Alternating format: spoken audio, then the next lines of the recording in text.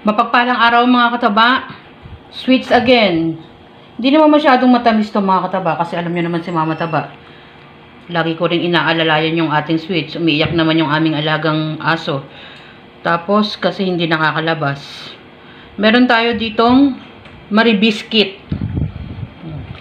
Yung Marie Biscuit, yung maliit na ganitong Marie mga kataba. Pwede kayong gumamit ng any biscuit na gusto nyo.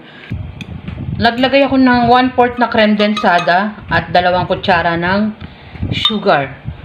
Wash sugar ang ginamit ko dyan. Sabi ko naman sa inyo, pwede ring white sugar. Tapos maglagay tayo ng 2 egg kasi isasalang natin to sa blender. Yan, kaya nakalagay sa blender. Tapos sasalain natin mamaya. Maglalagay tayo ng 1 latang gatas. Evap milk. Yan. Tapos dito, meron tayong nakakaramelize na sugar. Na meron pang konting namuo pero matutunaw na yan. Okay lang yan. Yan. Diyan natin ilalagay. At meron din akong small na ginawa.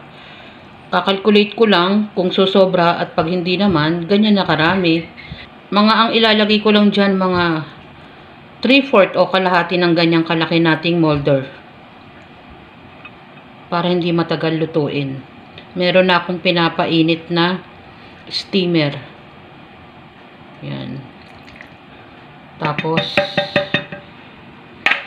soak lang natin, ibabad lang natin para mamaya mas madali siyang i-blend. Yan. Ibabad natin mga 10 minutes bago natin isalang sa blender at saka natin sasalain. So yan muna. Pabayaan muna natin masok, lumambot ang ating tinapay. Balikan natin. After natin ma-blend, salain natin. Ayan, yung binabanggit ko. Mga ganyan lang kakapal. Tapos yung iba, ilalagay ko sa maliit na molder natin. Ayan.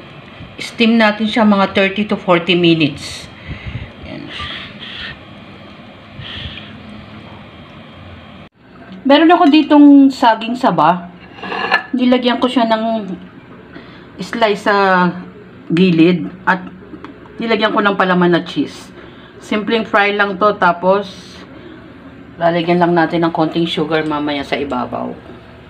Para hindi masyadong matamis. Yan. Balikan natin habang inaayos ko naman yung ating biscuit na sweets. Panghimagas uli. Simpleng Marie Biscuit lang yan mga kataba.